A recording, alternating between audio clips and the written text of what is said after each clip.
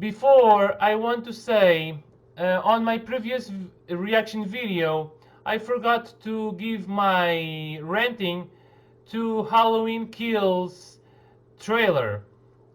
I'm gonna give 5 stars because I love it, was awesome, and I cannot wait to watch the movie in the next year. Thank you.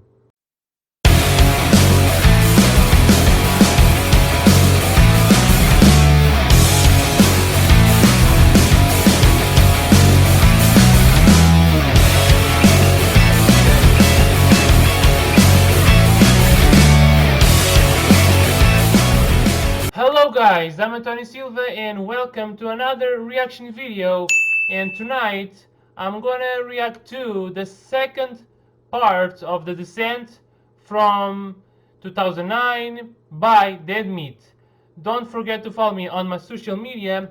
Also, now you can listen the 2 theme songs of my channel on SoundCloud and Dancer. I'm gonna leave everything in the description below, and let's start. Alright, another video of Dead Meat. Okay, let's start. Welcome to the Kill Count, where we tally up the victims in all our favorite horror movies. I'm James A. Janice, and today we're looking at The Descent Part 2, released in 2009. This is a pretty standard horror movie sequel in a whole bunch of ways, starting with the fact that it's not really necessary. The first Descent film, like I've said, is one of my all-time favorite horror movies, and I don't think it really calls for a continuation of the story. But when has that ever stopped a sequel from getting made? The Descent Part 2 picks up immediately after the first film's conclusion, somewhat negating the original downer UK ending, since it finds Sarah, played again by Shauna McDonald, having successfully escaped the cannibalistic crawler cave. Before you can say contrived, she's back in the caves again as part of a rescue mission looking for the other girls. Add in some claustrophobia and a bunch of creepy crawlers, and you've got yourself a recipe for leftovers that aren't quite as good as the original meal. How many kills will we find in these caves as we go back underground for seconds? Let's find out and get to them. Let's go. The kills. The movie begins, once again, in the Appalachian Mountains, USA. Same place as before, featuring the same sweeping score. A dusty, dirty dude driving a service vehicle narrowly avoids a green deer, but he doesn't avoid the bloodied-up Sarah banging on his window. Nor does he avoid this title card. This is basically the continuation of the previous movie. Sarah and her friends went missing, and while there are search teams out looking for them, namely cave expert Dan and his flirtatious underlings Greg and Kath, they're looking in the wrong cave system, since Juno pulled that old cavern switcheroo. Sarah awakens in a hospital bed to a couple of cops questioning her, the sympathetic Deputy Rios and the less sympathetic sheriff of these here mountains, a guy named Baines. So that's where Chuck Cunningham ran off. What a weird name. Sarah's not much use to them though, because she doesn't remember anything from 2 days ago, or apparently from even a year ago. Where's Jessie? Your daughter? Oh, not something you want to have to learn a second time. A canine good boy tracks Sarah's smell to an old mine shaft, so the spelunking experts head there as Baines grows suspicious of Sarah after learning about the blood on her clothes. Turns out the blood is A positive, which is not her blood type, but is the blood type of the still missing Juno. So, I'm A positive. Dang. Half the state is A positive. Yeah, like me. I'm A positive too. Oh, it's easy to remember because I'm an A+ guy. Baines' suspicions are not assuaged though, so he takes Sarah along with them as they too go to the old mine. That old dusty feller, Ed Oswald, tells the cops and cavers that there's an unexplored cave system at the bottom of this mine shaft, one that his granddaddy went into once upon a time and never came out of. He then suggests they take the old elevator down, even though Greg isn't confident in the equipment's integrity. Sonny, let me tell you, This old shit bucket will be working a long time after that MP3 of yours.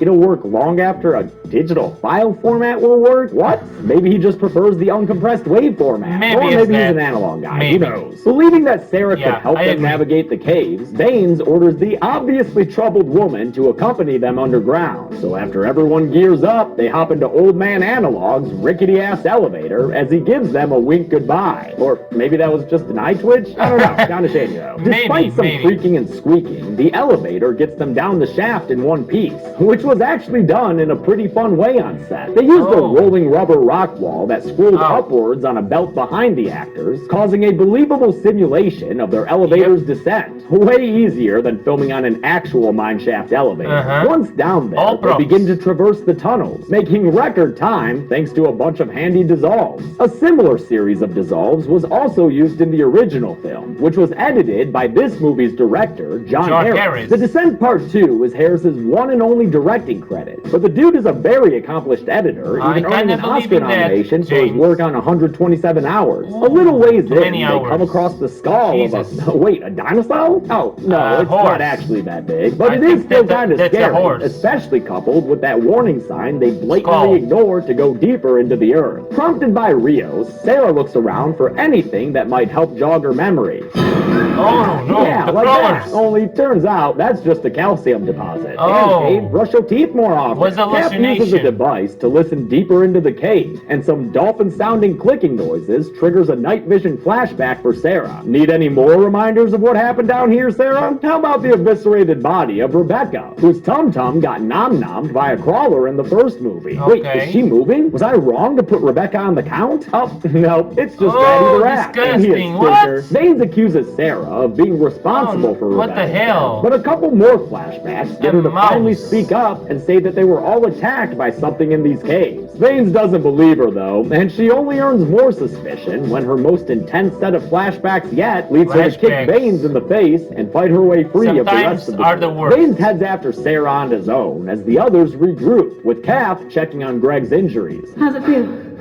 You want to kiss it later? Aw, Cap, he's just trying to be your Prince Charming. While the Cavers and Rios evaluate the precarious rocks ahead of them, Baines uses another electronic device to search for Sarah in the dark.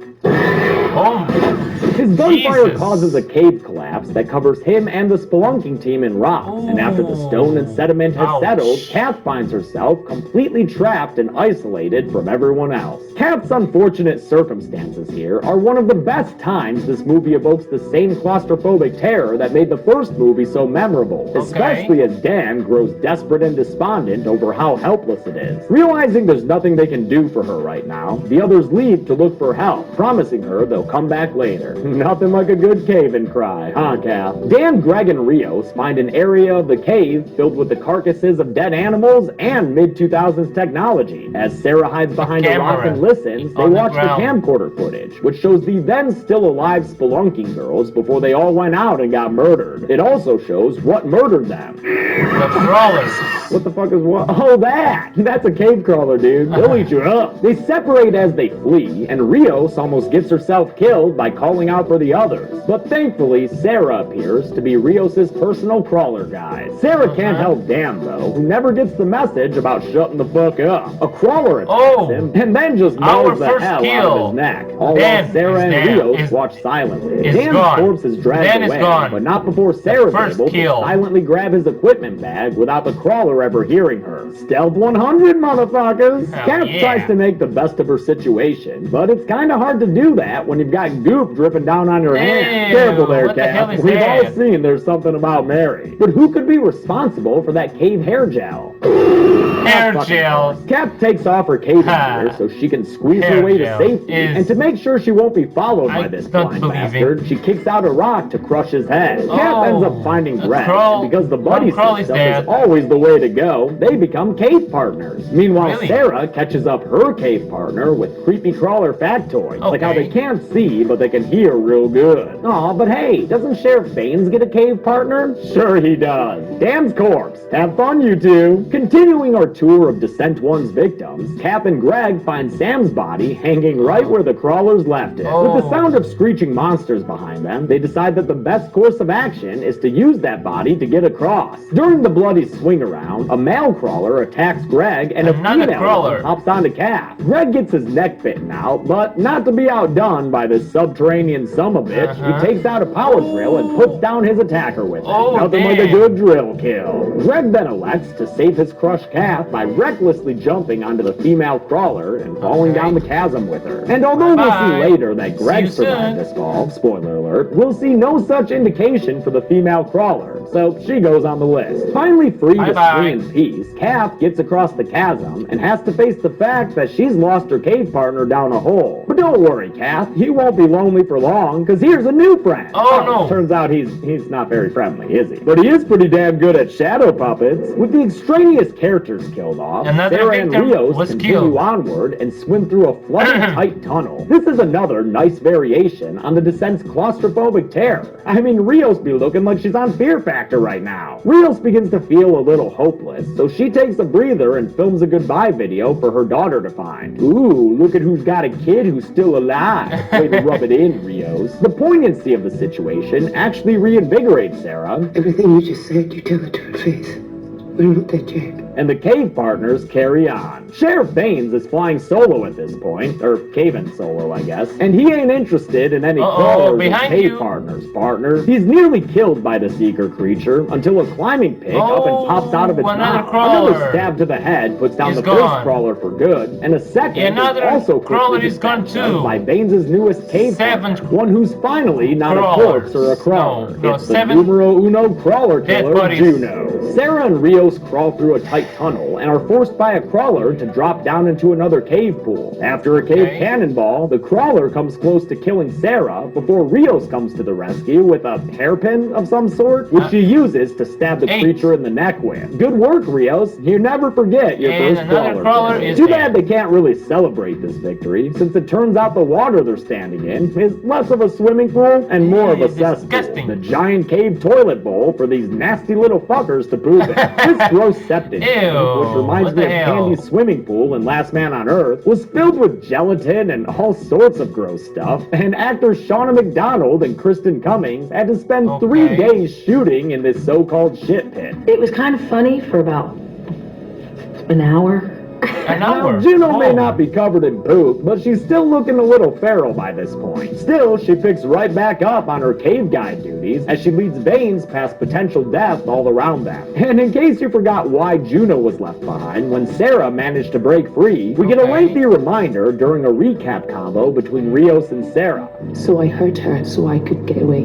Yeah, that's gonna make this reunion pretty awkward, huh? Juno very nearly kills Sarah before Rios tells her to stop, fibbing that Sarah brought them back down here to rescue Juno voluntarily. With a tense peace established, Juno says she can lead them out of the cave now that she's not all alone in the dark. And, you know, as long as nobody else puts another pick through her leg. Sarah tries to go her own way, but one of the girls from the cops as they follow her previous movie. Baines refuses to uncuff her as they cross a rickety rock bridge, and that proves to be a problem when it gives out underneath him, threatening to pull both of them down the chasm. Juno, help me, please, Juno. Whoa, pretty rich to say that after the shit you pulled back in the original Sarah. They try to pull Baines up over the edge, but with crawlers creeping up on him, they realize there's no other choice than to cut Sarah free from him by severing his arm at the wrist. Rios finally picks through all of Baines' wrist, and he falls into the chasm alongside 2 cave crawlers, giving us 3 more victims to add to the count. Juno leads the ladies to the cave exit, but it's blocked by a bunch of blind bastards. At first, the women are able to narrowly sneak by, but that ends when a still-living Greg grabs Juno's arm and causes her to scream. And then he dies. Wow, way to die a narc, Greg. There's another giant rumble in the tunnel, during which Sarah and Rios manage to kill their sparring partners with the handcuffs and a rock, respectively. Juno's having trouble with her extra-sized crawler, though, so Rios says that she and Sarah should just get the heck out of there. Not willing to leave Juno behind for a second time,